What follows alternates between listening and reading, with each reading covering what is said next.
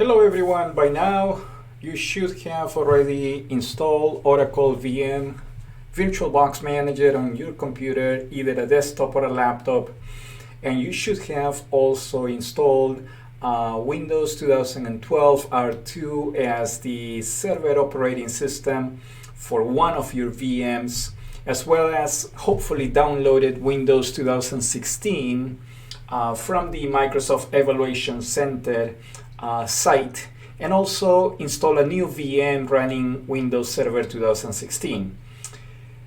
We work on the installation of Windows Deployment Services, or WDS, and we were able to understand how WDS is installed and how we are able to configure the folders that are part of WDS to store the images that we can deploy to our clients. For example, if we are in a corporate environment, meaning we are working for a company with, let's say, 100 employees, we can set up a Windows 2012 R2 server to be responsible for the deployment of a new operating system to those 100 devices that may be part of the environment that we are working in. That way, we do not have to physically go to each of those 100 computers and install Windows 10, as an example, for the operating system on each of those computers. Now, you may say, well, nowadays, pretty much every single device that you buy, every single computer that you buy from the store or from any company will come with the Windows operating system already installed. Yes, that is true. However, for those of you that are already working in a corporate environment, you may know that, and for those of you that haven't done that yet in the information technology area specifically, you will know that you cannot just use any installation of Windows 10 on the computers that are part of your company. You cannot have a diverse flavor of Windows 10 on each of those computers. You need to, if you want to be efficient in the way that you're managing your environment, you need to be using the same Windows 10 image on those 100 computers. Or at least if you need to create 2 or 3 different images, that you're able to manage the deployment of those 2 or 3 different images depending on the type of clients that are going to be using them.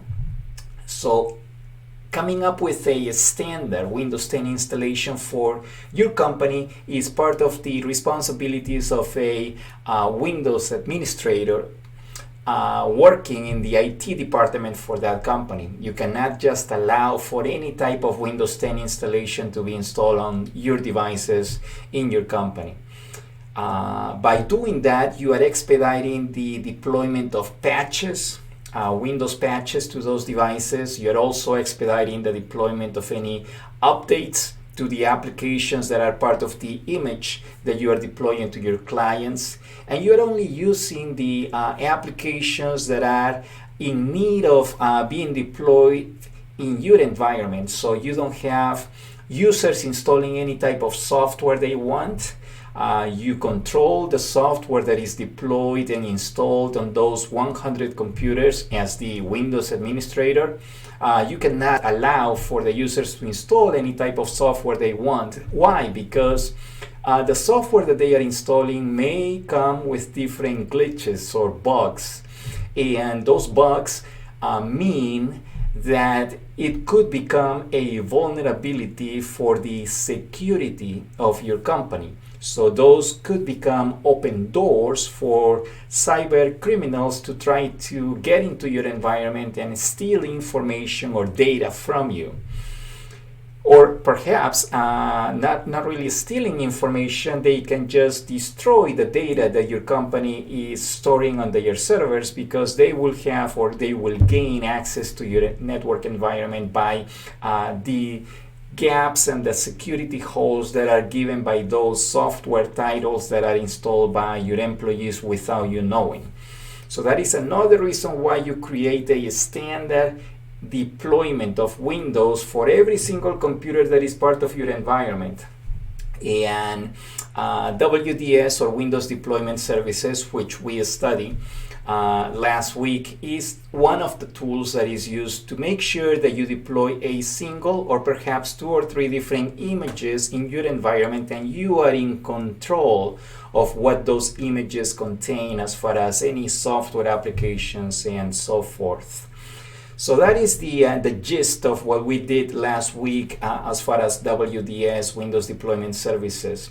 Now, to get a little bit of a larger scope of the feeling of being in a corporate environment, what we are going to do today is we are going to create a new virtual machine running Windows 2012 R2, and we are going to make that Windows 2012 R2 server a domain controller for your organization. So in a way, you are creating an environment that could become the foundation for the Active Directory environment of a real company by starting to create a domain controller, in this case running Windows Server 2012 R2. So let's go and do that today. We are going to continue using Oracle VM VirtualBox Manager as the hypervisor type 2 that we are running on our Windows 10 laptop. In this case, the laptop that I am using is running Windows 10. So I install Oracle VM VirtualBox Manager as my hypervisor, and then within Oracle VM VirtualBox Manager, I can install virtual machines as I please. Now, as long as I don't use all of the virtual machines at the same time, I should be okay, because I will not be consuming all of the resources that are part of my laptop. In my case, it could be your desktop if you're using an actual desktop computer.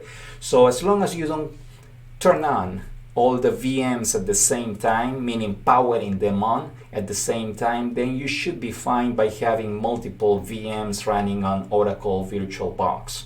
So as you can see from the display that I am showing you right here, all of my VMs or virtual machines are turned off or powered off. So I am not consuming any resources. By that I mean CPU or memory from my laptop. As long as I keep them off, I will be fine. Now, in my case, I am using a laptop with 12 gigabytes of RAM memory. So I should be able to use 2 virtual machines at the same time, perhaps even 3. However, if you're running less than 12 gigabytes of memory, you may only be able to run 2 virtual machines at the same time, in addition to the desktop or laptop that you are using as the host for the Oracle VirtualBox software. So in my case, I am going to go through the steps of creating a new virtual machine from scratch, so you get a good feeling of what I am talking about. So in this case, I'm going to create a new machine, and I'm going to call this domain controller 1 Windows Server 2012. And I'm going to click on next. And then for the memory, I'm going to move from 2 gigabytes and give it another gigabyte of memory. So perhaps let's go to 3 gigabytes of memory, and then click on next. For the hard disk, we are going to create a virtual hard disk now. However, before we do that, let me go back here and make sure that I selected 3 gigabytes. Yes. So create a virtual hard disk now. Yes, we are going to create one, and we are going to make it a VDI. However, before I click on VDI, which is the sequence of steps that you completed before, what I want you to do is click on expert mode, and rather than going through the other wizard, we are going to go through the expert mode wizard. And as you can see, the default that is selected is 50 gigabytes. We do not need that. So I'm going to select only, let's go with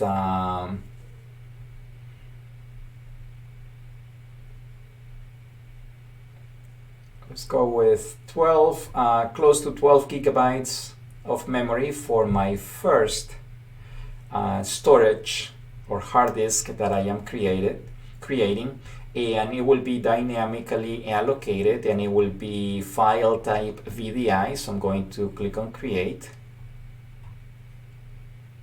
and I should be good now with my domain controller, right?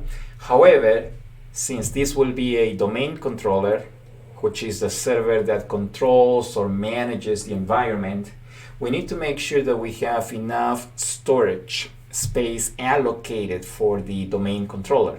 So what I will do is I'm going to right click on the domain controller VM that I just created and select settings again. So I'm going to go to settings and then click on storage. And here, as we did for one of the other videos that I recorded in which I explained the way to allocate additional hard disk or storage space to a VM in Oracle VirtualBox, what I will do here is I will click on the plus sign to create additional hard disk storage. I'm going to click on create, and then I'm going to select for the size about 20 gigabytes. Let's go with 20 gigabytes of storage.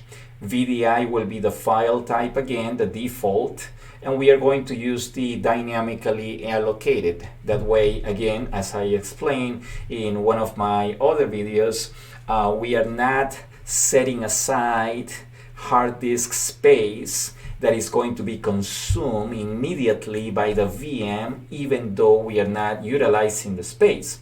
That will be the case if we select fixed size. With the selection of dynamically allocated, what we are doing is we are not consuming all the 20 gigabytes right now, right off the bat.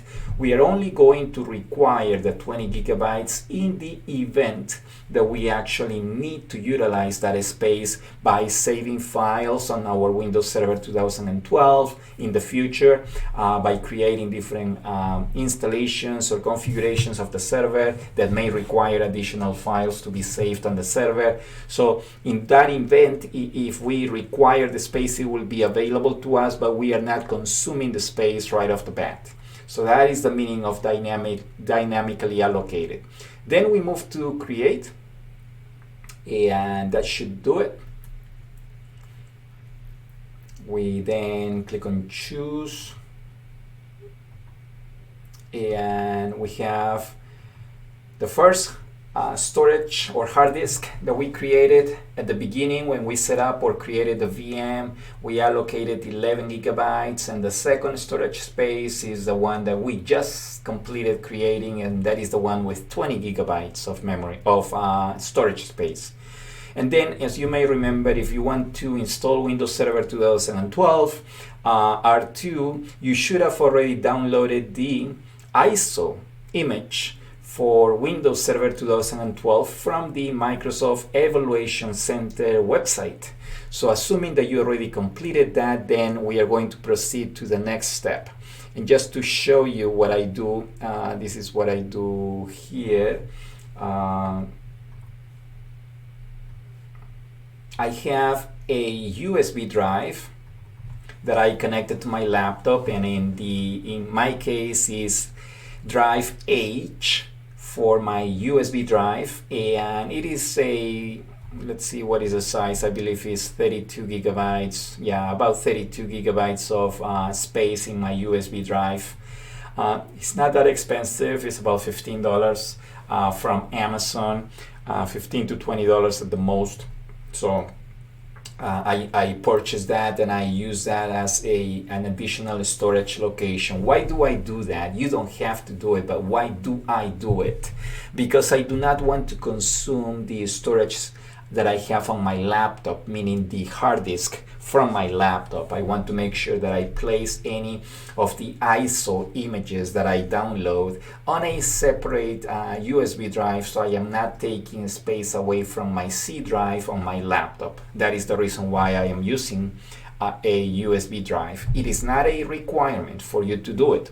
You can download the ISO image straight to your C drive, meaning your hard drive, either on your desktop or laptop.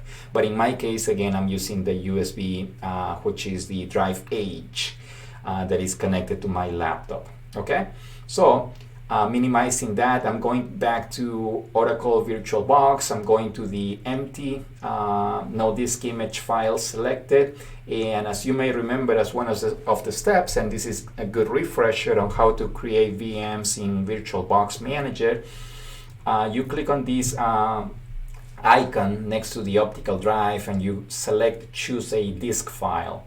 And then you look for the folder that has your ISO image for the operating system that you're going to install. In my case, it is Windows Server 2012 R2, and I have it in my H drive, which is the USB drive that I purchased.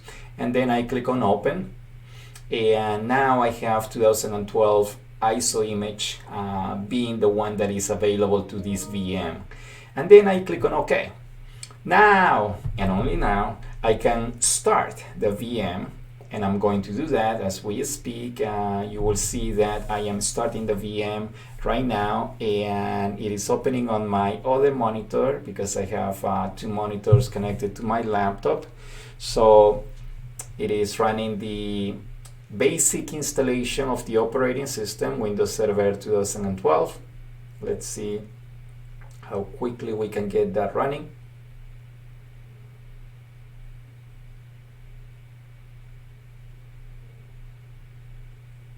And right away you see that we get to the Windows Server 2012 R2 setup window. And of course, you know how to go through the default screens or selections that are part of the Windows wizard, Windows installation wizard. So I'm not going to worry about going through those steps with you again because you know how to do it. So I'm going to, for now, power off this machine. Okay, why am I doing that? Because I already have a Windows Server 2012 installation, fresh installation that is waiting for me. This one is already completed, or actually it may not be, so we may have to go back. Let's see, let me see if it is already finished installing Windows Server. I may have forgotten, and it may be at the same point of the Windows Server installation screen. Yeah, so I'm not gonna worry about that right now. So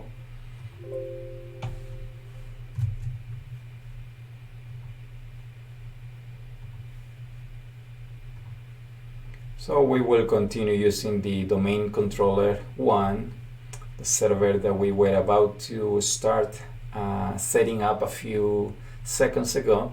So we are going to start that again, and we are going to go through the installation to be able to demonstrate how we can get the server set up as a domain controller in our environment. So again, it is the loading of the Windows installation files. That is the first step. The Windows logo will come up. English is the default selection. We click on next, we say install now, and then the setup will start for you, giving you the ability to select which type of operating system you want to install. Remember, we are installing Windows Server R2, 2012 R2, with a GUI, meaning a graphical user interface. If you were to select the first one, you will only be installing the basic components of Windows without a graphical user interface, making it very difficult to manage, especially for us that we are starting to learn about Windows Server administration. So then we click on I accept the license terms. Next, and here we need to do a custom install. We are starting from scratch. You need to select the smaller drive that is available to you because that is going to contain the operating system that we are installing. So we select the one with the 11 gigabytes, not the one with the 20 gigabytes. And then we click on next. and it is going to go through the installation of Windows for you.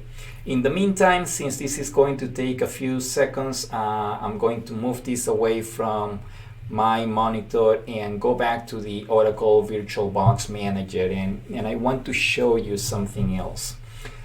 You will be downloading the Windows 10 ISO from the Microsoft Evaluation Center website, similar steps as the ones that you completed for the download of the ISO for Windows Server 2012, but you're going to select Windows 10 Professional or Enterprise as the software that you need to download. Once you do that, you will be able to follow the same steps as far as creating a Windows 10 workstation. Okay, so it's not gonna be a server, it will be a client running Windows 10.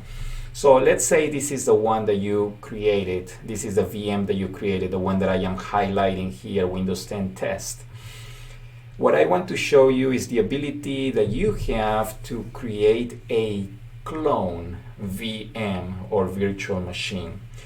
That comes in handy whenever you're working in a lab environment and you're testing new software, new features. There is a possibility that the first VM that you install gets all messed up because you didn't follow the steps the right way, and then you will have to go back and try to recreate the entire installation of Windows, and that consumes time that could be better used by continuing practicing the actual steps of the work that is assigned to you. So my advice is, whenever you complete the creation of the Windows 10 virtual machine, meaning you went through the full installation of Windows 10 on the virtual machine, as soon as you finish the installation and you power off the virtual machine, what I want you to do, or what I recommend for you to do, is to right click and then select clone. That is going to give you the ability to create a clone, a duplicate of the virtual machine that you just finished creating. Don't make any modifications to the virtual machine that you just finished creating. As soon as you finish the creation process, that is when you're going to right click and select clone, because it will be a clean, basic install of Windows 10 without any changes or modifications to the operating system. It will be a plain vanilla installation of Windows 10. So you're going to select Windows 10 test clone as the name if you want, or you can give it another name as long as you understand that that is a duplicate, a second copy of the virtual machine that you just created, and then go through the steps. Do not check any of these boxes right here, leave them unchecked, and then click on next. And then it will be a full clone. It will not be a link clone. It will be a full clone, independent from the other virtual machine. And then you click on clone. And to do this, you will be required to power off the virtual machine that you're trying to clone. Do not attempt to clone the virtual machine while it is running.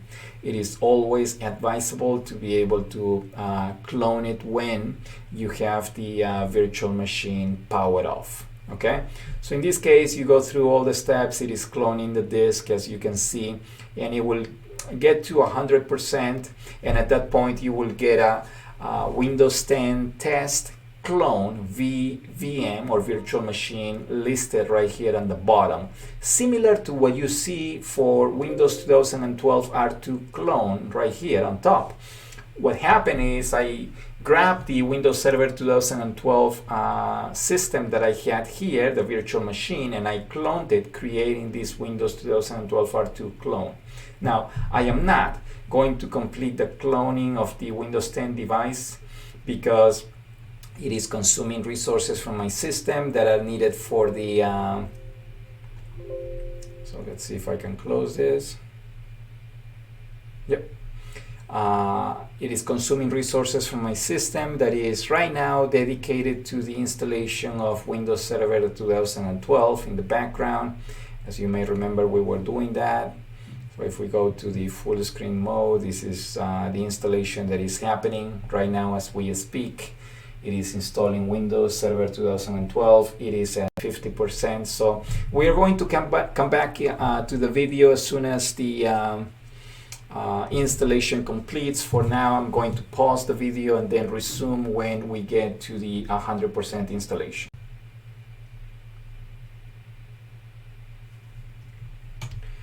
Alright, so now we were able to get the Windows Server 2012 installation to complete. We are going to log on to the Windows Server 2012 virtual machine for the first time. So we are going to enter the password that we assigned to the administrator account during the initial setup of the server. And we are going to, these error messages because I did another restart in between.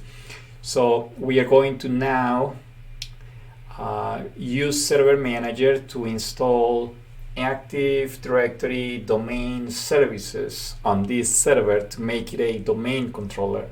So we are going to click on Add Roles and Features, then click on Next. We are going to continue with the default of role-based or feature-based installation, then click on Next. We select the server in which we want to install the new role or feature. It is the only one that is listed here because it is the one that we are accessing. So we click on Next. Here is the major difference from the steps that we completed with Windows Deployment Services or WDS. In this case, what we will be installing is Active Directory Domain Services or ADDS. So we put a check mark there and this window came up. We are going to click on Add Features and then click on Next and then click on Next again. This is the explanation of what we will be installing. Again, it is called Active Directory Domain Services. You will also find this listed in textbooks and online documentation as ADDS. So we click on Next. And then we are going to restart the destination server automatically if required. Yes, and then install. So this is going to go through all the steps that are needed to perform the Active Directory Domain Services installation. And we should be able to get that up and running any minute. It is going to start the installation as we speak. It is moving along. So let us wait for that to complete. I'm going to pause the video and then restart as soon as the installation is completed. Alright, so the installation completed and now we are back on the dashboard for your Server Manager on the Windows Server 2012 virtual machine that we installed. And you can see that ADDS is set up right here on the left side of the window. However, there is a message that says configuration required for Active Directory Domain Services.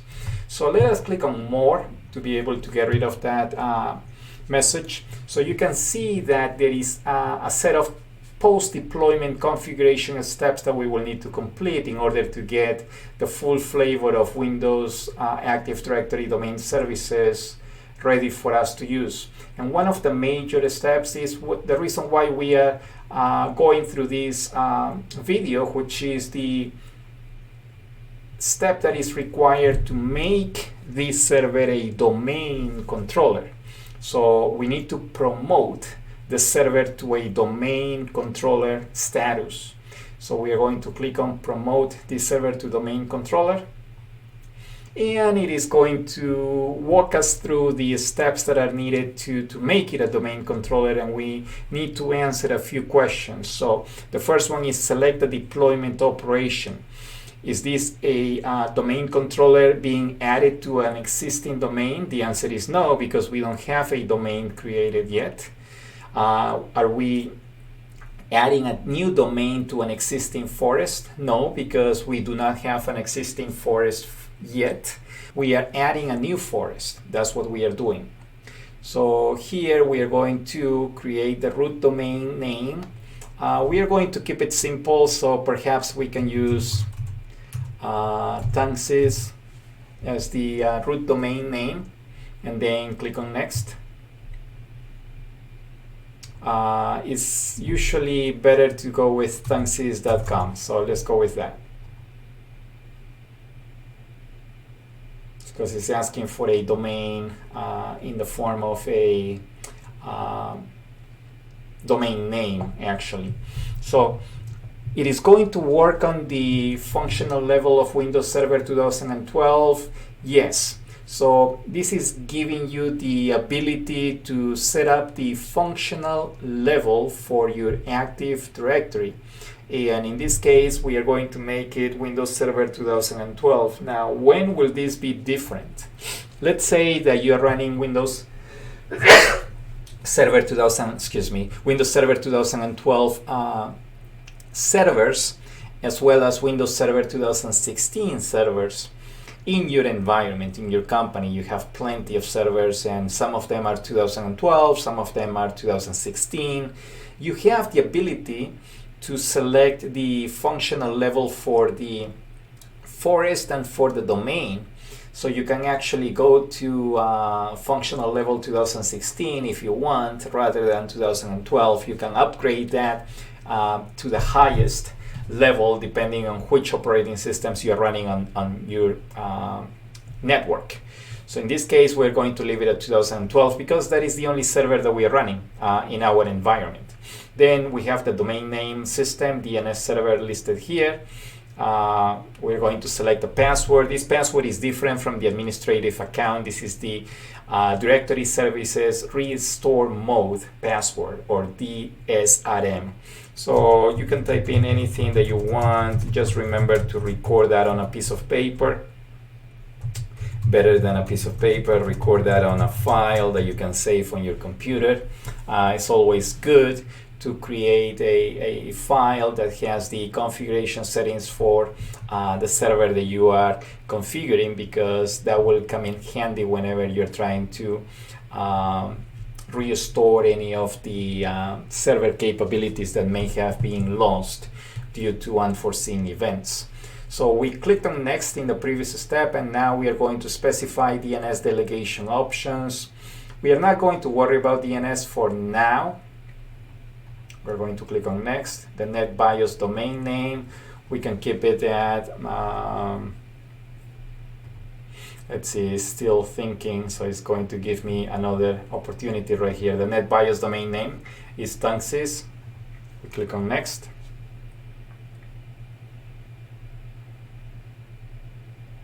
And now we are going to leave this alone, because all of these database log and sysvol folders will be stored in the C drive. That is the reason why our VM has a C drive for the operating system and the basic functions of Windows, and a D drive that we are going to use later on throughout the course for the installation of additional files or features that are not required as part of the operating system itself. So we are going to leave C as the default location for these. This is not a production server, so there is too much to debate about regarding the location of these files. So we are going to click on next, and then review your selections. All of this information can be actually recorded in your document that you're using for some of the configuration that you're doing on this server. So you can actually click on next here, and it is verifying the prerequisites for the domain controller operation.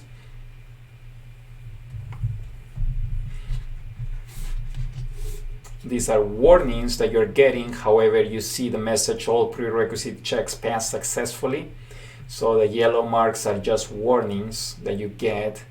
You can read through them. This is not a production environment, so you shouldn't have to worry too much about them. Those are not error messages, those are warning messages, and there is a big difference between the two. And now we click on install.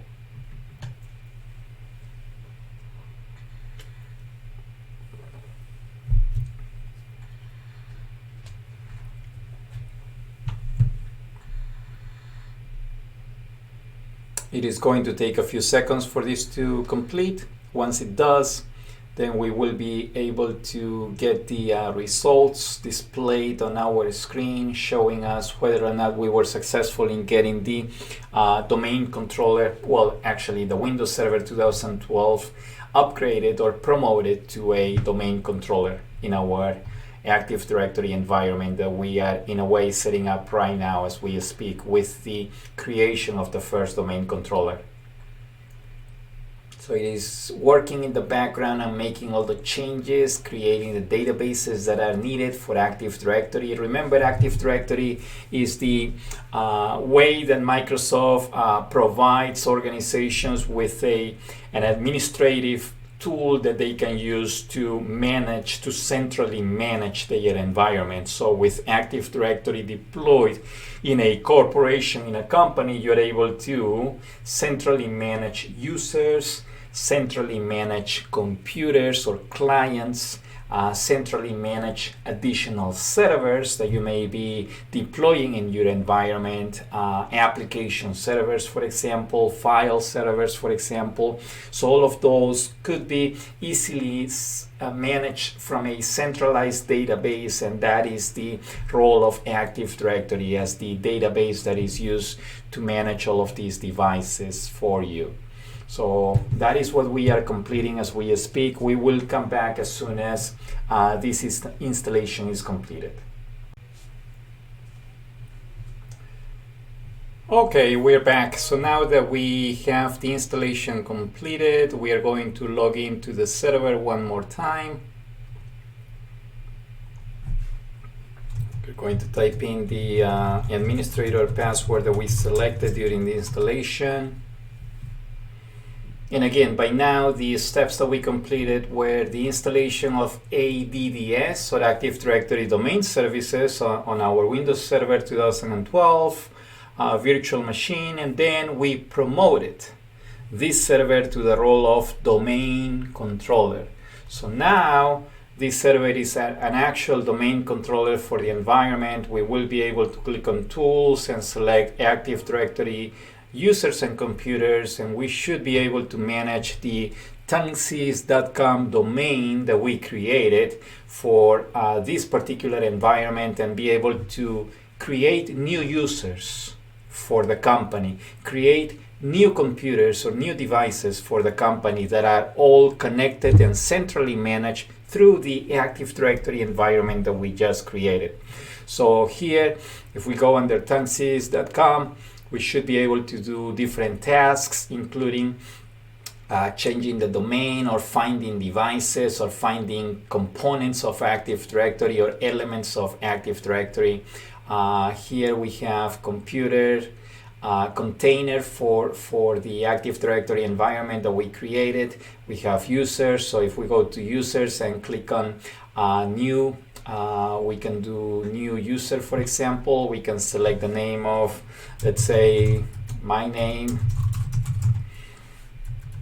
and the user logon name could be something like J Gonzalez, for example, at tuncsys.com, and that will be the username that is assigned to me. Then I need to create a password for my new account.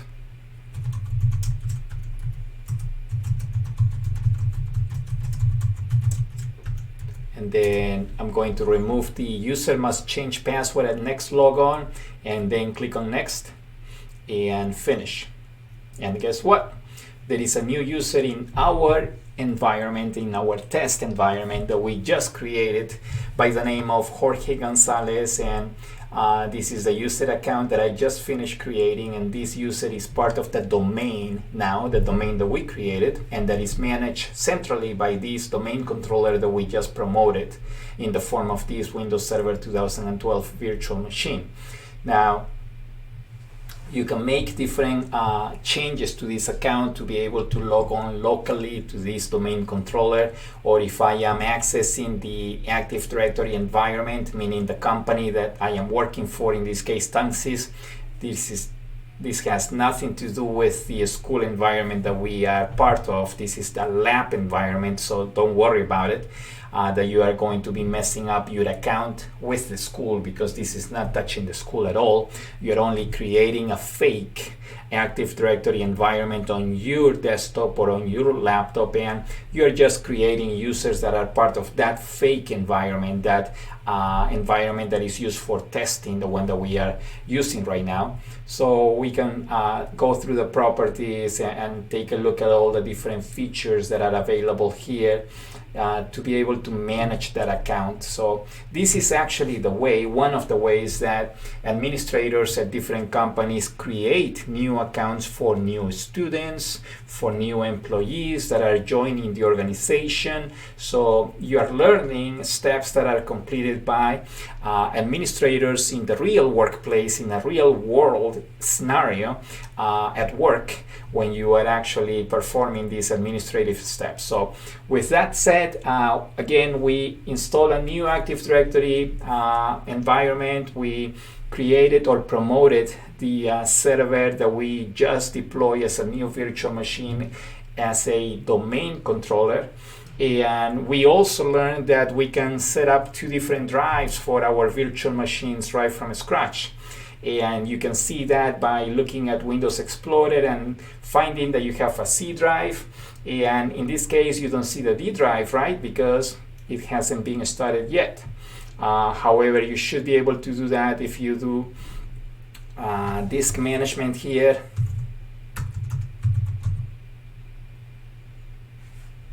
So we are going to initialize disk number 1 and then click on OK.